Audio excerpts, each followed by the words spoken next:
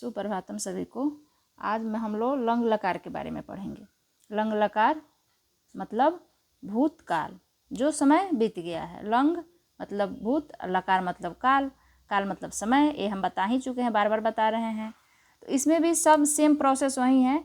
वचन 3 और पुरुष भी कितने होते हैं? 3 होते हैं। तो इसका भी सूत्र कैसे हम लोग याद करेंगे? हम मेरा कोशिश यही है कि हम आप लोगों को सूत्र क्लास में ही याद करा दें, इसलिए हम बार बार सूत्र पर जोर दे रहे हैं। लंग लकार का सूत्र होता है दोस्तों त, ताम, अन। मध्यम पुरुष में आइए अह, तम, त। उत्तम पुरुष में अम, आव, आम। तो इसमें हम लोग क्या पढ़ेंगे? एक वचन में आप लोग भी बोलिए साथ में, त, ताम, अन, अह, तम, त, अम, आव, आम। तो आम यहाँ पर अम, आव, आम। तो इसको हम लोग फिर से इसके बाद में आप लोग देखिएगा, जो लंग लकार का जो सूत्र होता है उसके पहले सबके पहले अ लगा रहता है, इसलिए यहाँ पर हम अ लिख दिए हैं। तो ऐसे याद करना उतना आसान नहीं होता है। जैसे अत, अताम, अन ऐसे बच्चों से याद नहीं हो पाता है, इसलिए हम इसको अलग लिख दिए हैं। याद आप लोग ऐसे कीजिएगा, त, ताम, अन, अह, तम, त, अम, आव, आम। लेकिन जब हम लोग सूत्र को बनाएंगे, जब हम लोग अनुवाद बनाएंगे, तो उसके पहले क्या लगा देंगे? कोई भी धातु होगा उसके पहले अ लगा देंगे। इसको हम कैसे करेंगे? अत, अताम, अन, अह, अतम, अत, अम, आव, आम। तो आप लोग, हम कोशिश यही कर रहे हैं कि आप लोग को याद हो जाए। शायद आप लोग को याद भी हो गया हो। त, ताम, अन, अह, तम, त, अम, आव, आम। चलिए अब इसको हम लोग एग्जाम्पल के माध्यम से समझते हैं। एग्जाम्पल से ज़्यादा समझ में आता है। जैसे कि लिखा है एक वचन का सूत्र, सबसे पहले उसने पढ़ा। यह काल भूतकाल का सूचक है। यह जो लकार है यह किसका सूचक है? भूतकाल का। तो भूतकाल में सबसे पहले एक वचन में आ जाइए, वह उसने पढ़ा, चाहे वह पढ़ा। तो उसने का चाहे वह का संस्कृत क्या होता है? श होता है। श देखिए, हम यही बताना चाह रहे थे कि अ लग जाएगा। पठ धातु हो गया और अ और त, ये दोनों सूत्र है। अत क्या सूत्र है? अत। तो ये जो अत है इसको हम कहाँ लिख दिए? अ पहले लगेगा आ त। तो लंग लकार के पहचानने के लिए सबसे पहले आप लोग देखिएगा, सबके पहले अ लगा रहता है। क्या लगा रहता है? अ।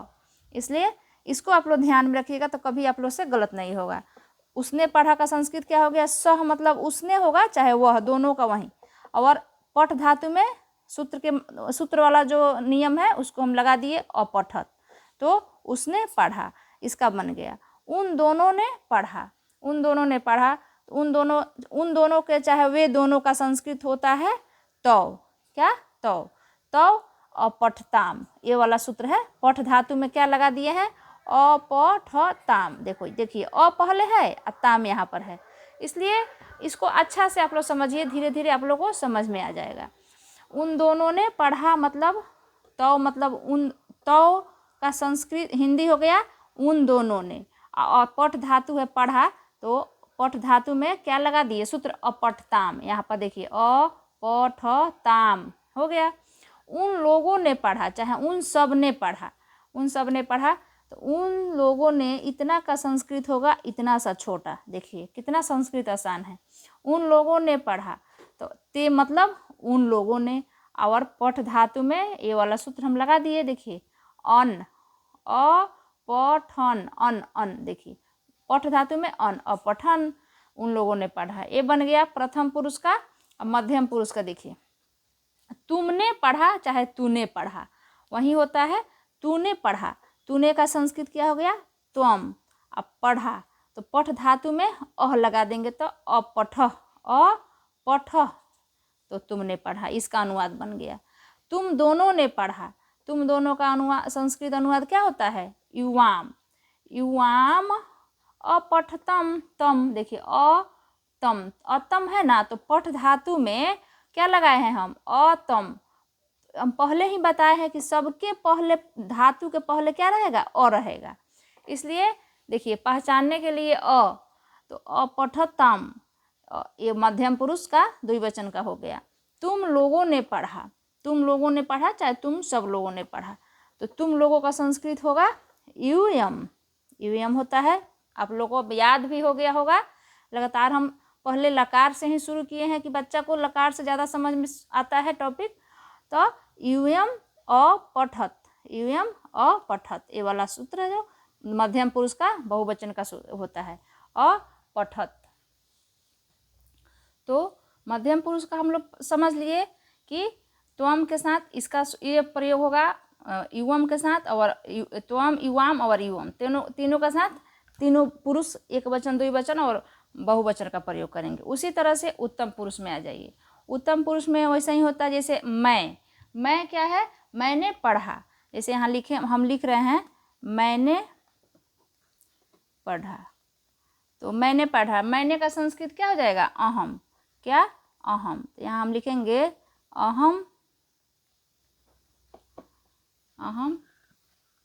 मैंने पढ़ा, इसका संस्कृत हो जाएगा अहम, अहम अपठम।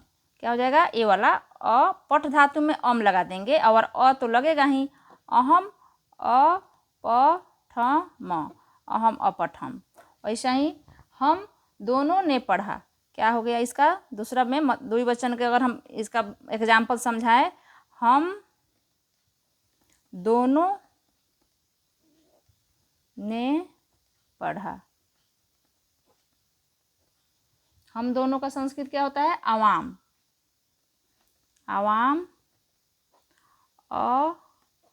अपठाव, अपठाव, ये वाला सूत्र हम लोग लिख देंगे। फिर हम सब ने पढ़ा, हम सब ने पढ़ा। हम सब का हो जाता है वयम, वयम अपठाम, वयम अपठाम। इस तरह से छोटा छोटा जो भी अनुवाद मिलेगा संस्कृत में, तो इसको हम लोग अगर लाइन बाय लाइन पढ़ेंगे तो आराम से बनते जाएगा, कोई दिक्कत भी नहीं होगा। दोस्तों आज हम लोग लंग लकार के बारे में विस्तार से पढ़े। इसका सूत्र एक बार फिर हम रिवीजन कर देते हैं। त ताम अन अह तम त अम आव आम। और उसी के जैसा इसका जब एक वचन का हम इसका कर्ता क्रिया का प्रयोग करेंगे तो कर्ता भी वहीं रहेगा। द्विवचन में जो कर्ता होगा वहीं क्रिया होगा। बहुवचन में जिसके कर्ता का प्रयोग करेंगे उसी का क्रिया भी हम प्रयोग करेंगे। इस तरह से धीरे धीरे आप लोग संस्कृत अनुवाद बनाना सीख जाइएगा, जब लकार पर आप लोग को कंट्रोल हो जाएगा। थैंक यू दोस्तों।